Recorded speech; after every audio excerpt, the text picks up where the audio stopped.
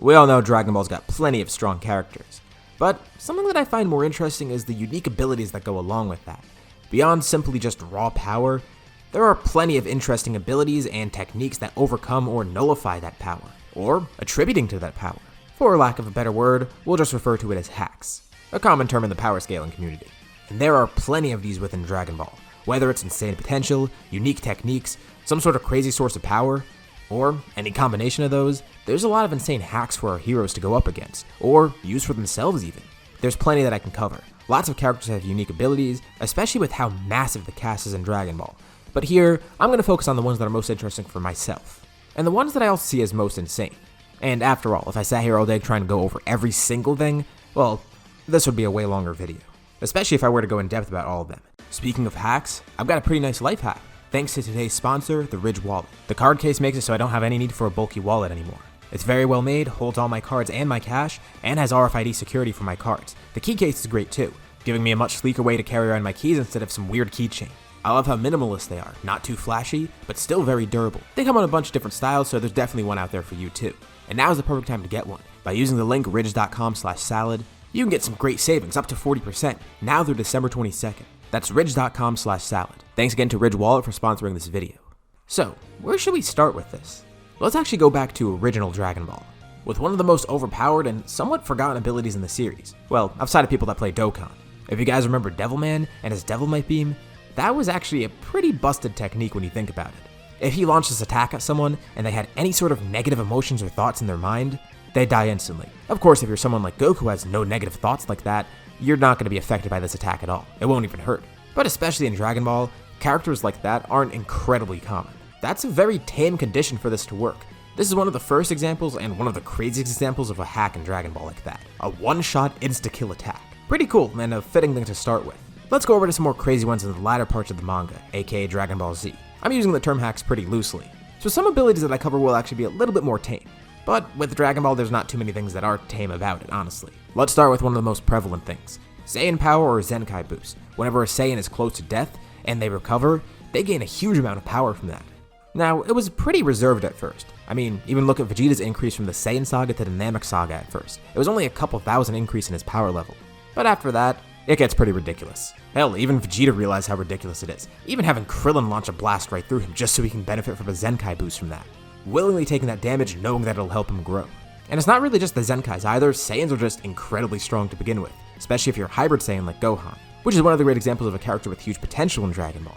Combine that with a form that literally unlocks all your potential, the ultimate form, and then the beast form, which is just the culmination of all of his rage. Who knows how far he can grow? Zenkai boost, hybrid Saiyan potential, rage boost, all that combined together. That's a pretty insane ability. But we're getting a little bit too ahead of ourselves. Let's go back a bit to Z again. The Ginyu Force has some pretty interesting abilities, mainly Goldo and Ginyu. Goldo's wasn't too insane, being able to stop time when he stops breathing. And we have a more crazy example of that later on, but it is worth mentioning. Ginyu's though is very interesting because he could swap bodies with people. Hell, the body that we've seen him in, that's not even his original body. Given the right circumstances, Ginyu could easily utilize his opponent's power against him, especially if he's against someone that has no clue of his ability at all. But things on Namek get even crazier too once Frieza gets involved. Frieza in general is a crazy character in terms of power, and honestly I can make multiple videos just on him alone. Same goes for Gohan too, but let's cover him briefly just like we did with Gohan. In Z, at least when you first met him, he was so strong that his forms were actually used to suppress his power, rather than increase his strength. The final form that we see him in, that's really his actual power. His first, second, and third forms are actually suppressions of that. He's stated and shown to be an incredible mutant, with some immense potential to go with that. He also has some great durability, being able to survive some insane attacks. Hell, even when he was revived in Resurrection F, he was revived in a bunch of different pieces, and was still alive. Meaning that being sliced to bits by Trunks didn't actually kill him, it was the ki from the burning attack that actually incinerated him that killed him, which is insane to think about that he was alive in this condition.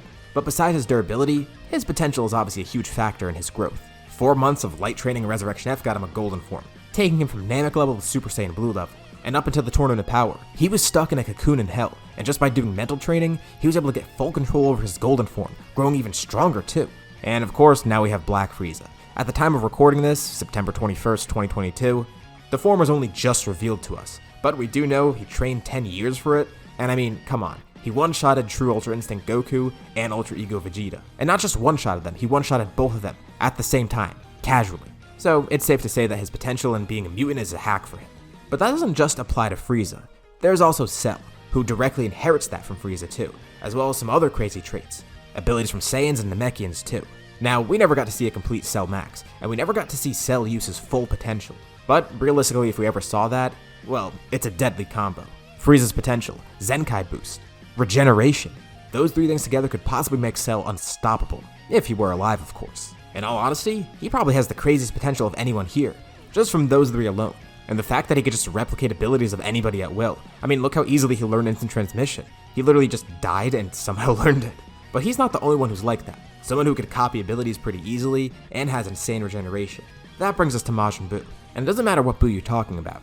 But let's focus on Fat Buu. Originally being split away from the other Buu actually caused him to lose some power. But nowadays, he's so strong that he has to be written out of the story. I mean, think about it. Regeneration, healing, limitless stamina, magic. The ability to absorb people, the ability to turn people into candy. I mean, look at how easily he fought Moro, while also nullifying his power absorption. There's a pretty obvious reason why he was written out of the Tournament of Power, because realistically, if he were there, well, they would have won, instantly.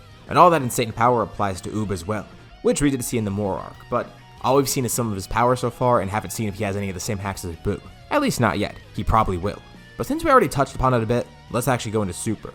One thing that I mentioned before is that Goldo had a time-stopping ability, but someone with even crazier time hacks is Hit, especially with the fact that it grows over time with pure progress. One of his craziest abilities is Time Skip, and even though the length of time that he's able to move forward is actually pretty small right now, in a fight, especially with Dragon Ball's fights going so quickly, a second or even a fraction of a second makes a huge difference, as we saw with his fight with Goku. But it's not just Time Skip either, he's also able to make people lag in time too, like what he did against Jiren, and this is something that Goku actually tried to copy against Broly, with the God Bind. But Hit's actually manipulating the speed at which time moves for them, which is insane to think about. But you know what's even crazier than that? The fact that Hit's hacks aren't the most absurd in Dragon Ball Super. Let's go right over to the next antagonist, Goku Black. We've already covered Zenkais and the great potential that Saiyans have, and Goku Black is basically that, but on drugs. Pain makes him stronger, which isn't a new concept at that point, and it's something that gets explored a little bit later on too, but for Goku Black, his anger and pain make him grow significantly. In very short amounts of time, he can see exponential growth.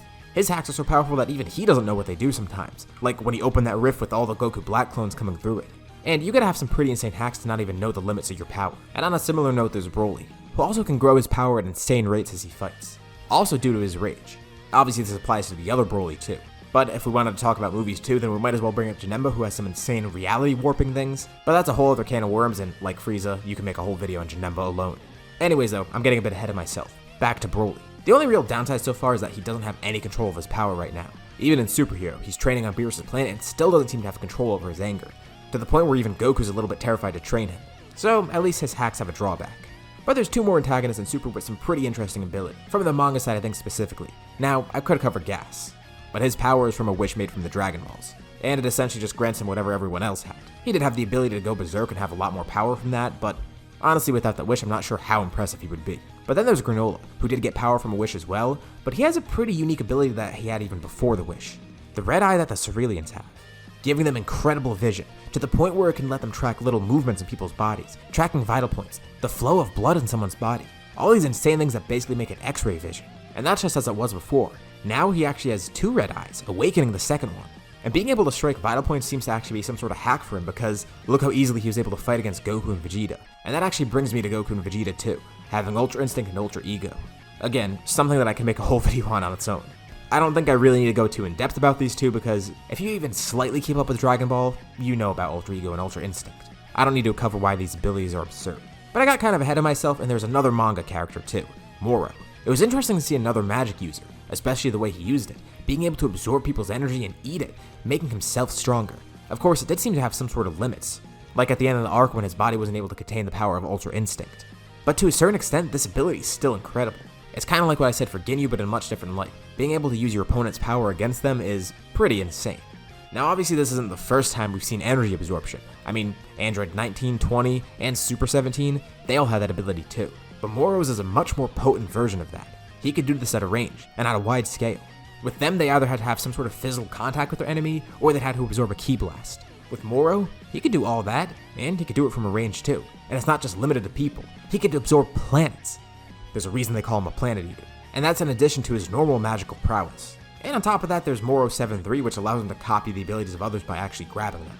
Which also gives him regeneration because he has Piccolo's powers. Now of course we saw some other pretty crazy stuff in Dragon Ball Super, the Hakai, Zeno's eraser ability, and even some pretty crazy abilities in the Tournament of Power from more minor characters. But like I said in the beginning of the video, I'm gonna skim over some stuff because I do want to focus on more of the things that are interesting to me, and the hacks that I think are most absurd.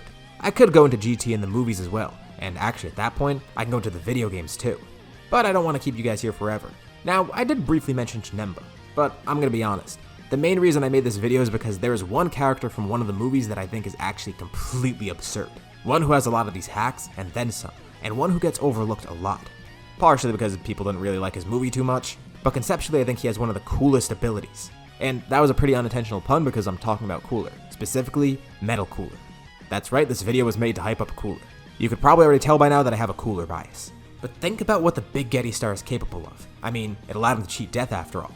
But in all seriousness, look at what he could do.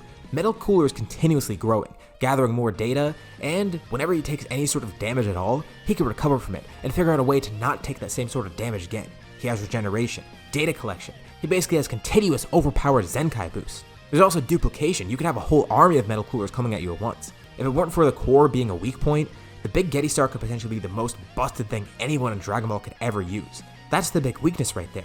And if Cooler's smart and keeps people away from that weakness, who knows what his limits could be. All the hacks of Frieza, Cell, and Buu to some extent. And that's just what he has from the get-go. Combine that with the fact that he could adapt to any sort of fighter, possibly even learning their abilities too. Conceptually, he's absurd as is, but apply that to an actual fight against pretty much anyone, and he's just gonna grow even more than that. The Big Getty Star did more than just let him cheat death, it allowed him to cheat at pretty much everything. In my opinion, he has the most insane set of hacks. We just never really saw them to their fullest ability. But hey, they already made Broly canon, so who's to say that the Big Getty Star won't come into play at some point? Not that I expect it, but it would be pretty funny. There was definitely a lot more that I could have covered. I mean, look at Heroes. We all know that's broken as hell. The characters in that series and their abilities are just insane, unfathomable even, especially for someone like me that doesn't really know too much in depth about Heroes. And I could have gone more into depth about other characters, especially some like Gohan, Frieza, and even Janemba who might have deserved their own videos too. I could have even looked at other abilities like the potential unlock from Elder Kai, something that doesn't really apply to him but applies to any fighter who uses it on, or from Guru, or from Shenron because of what he did with Piccolo. Heroes, those characters, and those abilities are definitely worth mentioning, and I could go into a lot more depth about them. This video more so just highlights some of the most absurd ones that I've seen, and the ones that I enjoy most. Also, the ones that I feel have some of the greatest potential. But, after all, it is a discussion video. Which one is your favorite? What character do you think has the craziest hacks? And which hacks do you think could be the strongest? Not just in the sense of Dragon Ball, but relative to other anime, manga, and other fiction as well. And most importantly, what are some hacks that you think I missed that should have been mentioned here? I feel like I covered a lot of the big ones, but there definitely could be others that I overlooked, given how many of them there are in general. So, comment that below. If you liked the video, be sure to drop a like and subscribe if you haven't already. Anyways, thank you all for watching, and I'll see you all in my next video.